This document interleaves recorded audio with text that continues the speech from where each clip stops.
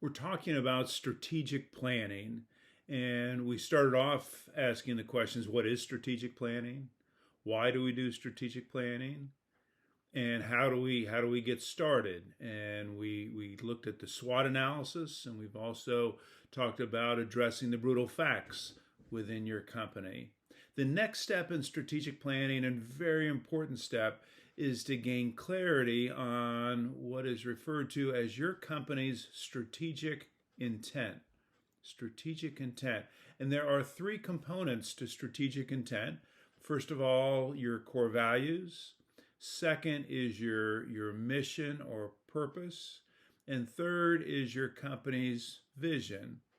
So we'll take each of those individually. We'll start off with the core values. And as it relates to company core values, there are three separate sections to this discussion. Number one, what are core values? Let's define what core values are. Second, how do we determine our company's core values? How do we develop core values? And third is then once we have done that, once we have developed, we've identified our core values, how do we utilize these core values in the normal course of business? So we'll start off now with the first question, and that is, what are core values? And much of what I share with you in this discussion comes from a fantastic article that was written Harvard Business Review a number of years ago by best-selling author Jim Collins. Article is called Building Your Vision. And so much of what I'll be sharing with you comes from that article. So Collins defines core values, and I love this definition, as a handful of guiding principles by which a company navigates. A handful of guiding principles by which a company navigates. It's short, and I love the kind of metaphor by, how is it that we navigate this unknown territory, these rough seas that we've found ourselves in. And core values, handful of guiding principles by which a company navigates. Core values also answer the question, how do we behave? What determines appropriate behavior within this organization? Question that maybe a new hire, a new employee might be thinking when they join your team is, what's good behavior? What's bad behavior? What are what we call the shoulds and the shouldn'ts? What should I do? What shouldn't I do? So these core values define essentially the boundaries for behavior and decision making within your organization. Core values also represent the rules of the game, so to speak. Think of any game that you have played. Maybe it's a football game. Maybe it's a game of Monopoly. And it's important to play that game. We need to know, what are the rules? What can we do? What can't we do as a course of this game? That's what core values are about. And lastly, core values represent the fundamental building blocks of our organizational culture. They are the foundation of organizational culture, something we'll be talking about more later on. So then that gets us to, so then what are the criteria for core values? How do we kind of define what is a core value? And Jim Collins gives us a great list of 6 criteria for core value. And let's go through those just one at a time.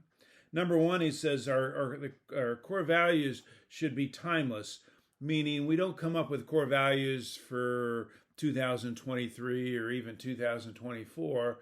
Our core values should last us for infinite amount of time, at the very least 5, 10 years. Do they need to be adjusted from time to time? Maybe. But our mindset should be, these core values should last us for a long time.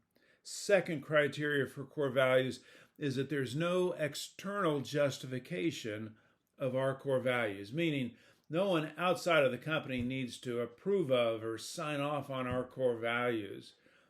They're meant almost entirely for internal purposes.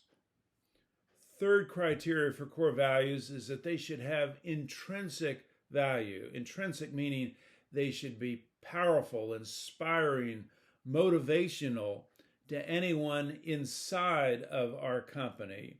Not so much, again, outside, but inside, whether it's a new employee who sees these core values and says, wow, this is exactly what I'm looking for, or your existing employees who look at these core values and say, yep, that describes what we believe in today as a company. Number 4, our core values should be authentic. Authentic meaning they should be true to who we are as a company, what we represent as a company. They shouldn't be aspirational, meaning this is who we want to be. They should represent this is who we are today. Authentic. And it's interesting, I saw a study recently that said 55% of the Fortune 500 companies claim integrity as a core value. Is that possible that many companies could claim that virtue as a core value? I don't think so. And then I'm always reminded when I think of this idea of core values being authentic, that of Enron. Some of you may remember Enron back in the early 2000s, named one of the best companies, fastest growing, one of the most highly valued companies, and they were in the oil and gas industry. Their core values were integrity, respect, and excellence. Integrity, respect, and excellence. Well, you may also remember that Enron failed miserably, and in part because of bad behavior. Some of their executive leaders actually ended up in prison as a result of this bad behavior that was certainly not aligned with integrity, respect, and excellence. Number 5, the 5th criteria for core values is that these values are meant to inspire, not differentiate. Inspire those of us within this company, those of us who work with this company. We should feel motivated, inspired, but they're not meant to differentiate. They're not meant to say, hey, we're better than this company because of these core values. Pick us because of these core values. No, they're meant to inspire, not to differentiate. And finally, number 6 criteria is that there should be a limited number of core values. I tend to lean towards 5 to 7 core values for a company. One, because I want them to be memorable. If I walk up to any one of your employees, I should be able to ask, hey, what are your company's core values? And they should be able to list them off, just the top of the head. And if they're more than 5 to 7, I think that would be very difficult. So a limited number of core values. All right, so that's a good that's a good start. That's a good definition. Next, we'll talk about how do we go about developing these core values.